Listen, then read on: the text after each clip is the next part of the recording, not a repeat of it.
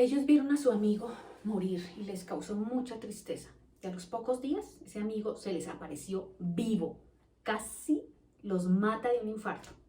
Les voy a contar los detalles de esta historia. Iban tristes, muy tristes, caminando por el camino, en un silencio absoluto. Su amigo había muerto y ellos no entendían nada. Así que decidieron irse. Ya no querían estar más con el grupo, por lo menos por ese día. Y se fueron para la casa, iban caminando. Y empezaron a hablar, tratando de analizar qué era lo que había pasado, tratando de reconstruir los hechos, tratando de entender. Y se metieron en una conversación de esas profundas, donde no tocaba pensar porque los pies tenían memoria de ese camino, así que ellos pudieron meterse ahí a pensar. Y un hombre se les acercó y les dijo: ¿qué es eso que están hablando ustedes tan profundamente? Y ellos le dicen, y ahí es cuando le contesta. Cleofás le dice: ¿usted es la única persona en todo Jerusalén que no sabe qué fue lo que pasó hace 3 días? ¿Qué pasó?, dice el hombre. Dice: no, Jesús, el hombre de Nazaret. Ese hombre era un profeta de Dios, era un maestro de la palabra ante los ojos de Dios, ante los ojos del pueblo. Todos lo queríamos. Y los principales sacerdotes y los otros líderes lo entregaron para que fuera condenado a muerte. Y lo vimos sufrir y lo vimos cómo lo torturaron, lo vimos, una cosa violenta. Y murió y vimos esa muerte y se nos partió algo por acá adentro y desde ese día hemos estado en una tristeza muy profunda. Además nosotros pensando que es que él iba a ser el que iba a liberar a Israel, el Mesías. Está muerto, muerto y no entendemos nada. En ese momento ese hombre se paró frente a ellos y los miró hacia los ojos y les dijo: necios, ustedes no saben lo que dicen las escrituras, que él tenía que morir y antes de morir tenía que sufrir todo lo que sufrió para poder entrar en la gloria del Padre. Ustedes no pueden entender lo que las escrituras dicen. ¿Por qué les cuesta tanto creer? Y es como si los hubiera tomado de la mano y les empezó a hablar dónde aparecía Jesús y qué decía de Jesús desde Moisés por cada uno de los profetas. Les hizo así toda una reseña. Esa fue la mejor clase de su vida. Cuando terminaron, ahí justo tenían que voltear para ya llegar a la casa y el hombre hizo como que iba a seguir derecho. Y esto le dijeron: no, ¿cómo se va a ir a esta hora ya solo por este camino? Mejor quédese con nosotros y mañana se levanta temprano y continúa su camino. El hombre dijo: bueno, sí, lo convencieron. Al llegar a la casa, se sentaron a la mesa y este hombre con mucha propiedad cogió el pan, lo bendijo, lo partió y se los entregó a ellos. Y en ese momento que se los entregó a ellos, se les abrieron los ojos y pudieron reconocer a la persona que les hablaba, porque Dios les había impedido que lo descubrieran, que lo reconocieran. Era Jesús, era Jesús. Y en ese momento, ¡prum!, se desapareció.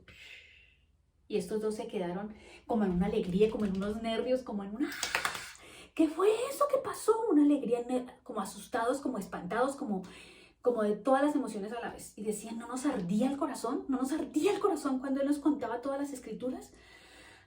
Les tocaba respirar y pensar y empezaron a pensar. ¿Se acuerda cuando una vez dijo que si derrumban este templo yo lo reconstruiré en 3 días? Hablaba de Él mismo, que uno no entendía nada.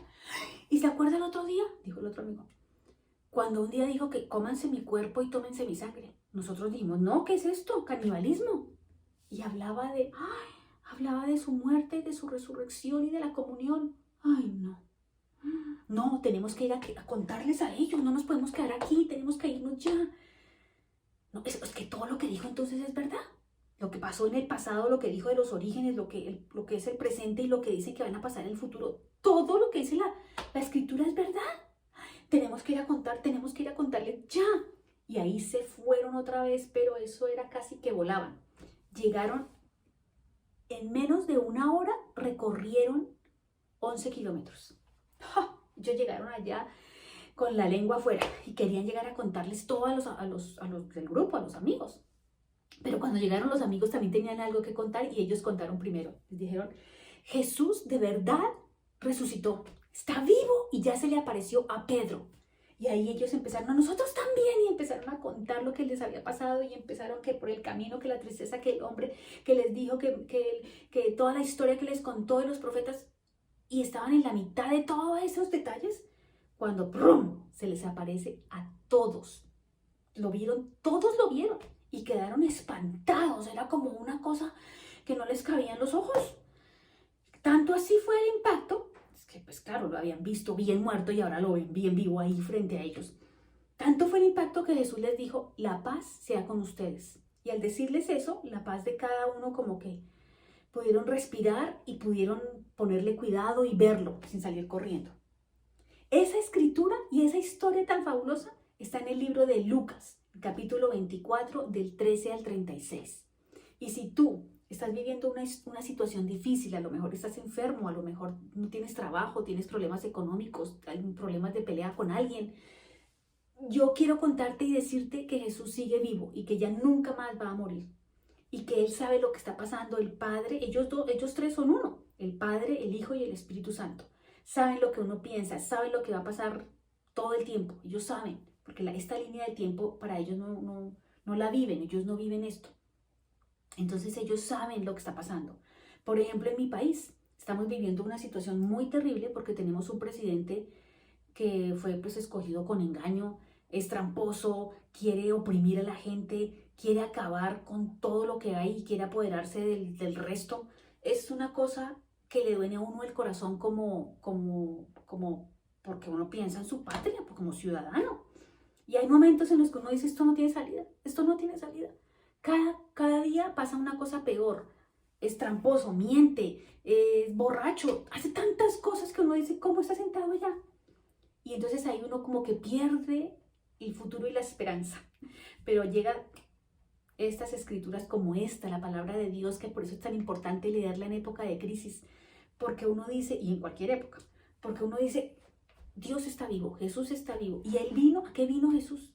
A destruir las obras del enemigo. Y no se nos olvide eso, que Jesús vino a destruir las obras del enemigo. Eso está en Juan 3:8. Grábatelo, apréndetelo en memoria. Y si uno empieza a leer la Biblia, uno se empieza a dar cuenta que toda esta maldad que está suelta, realmente ni siquiera son ellos. Es Satanás que está manipulando a todos estos títeres, como con todos estos hilitos, los manipula, está detrás de todos ellos. Porque la Biblia nos dice que es más grande el que está en nosotros. El que está en nosotros es Jesús, y si tú no lo has recibido, lo puedes recibir con tus propias palabras, invitarlo a vivir en tu vida. Dile, yo te pido perdón por todos mis pecados y te recibo, y ahí ya lo tienes tú viviendo adentro de ti. Y el que vive dentro de ti es más grande que el que está en el mundo, y el que está en el mundo es Satanás moviendo toda esa maldad sin misericordia. Entonces uno dice, ¿pero qué va a pasar? ¿Quién va a ganar?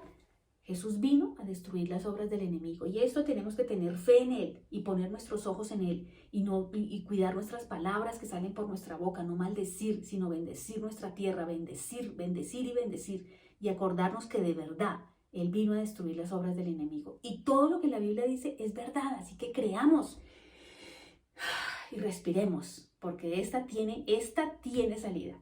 Muchas gracias por estar aquí en Así Aconteció. Nos vemos la próxima vez con otra historia bíblica. Muchas gracias.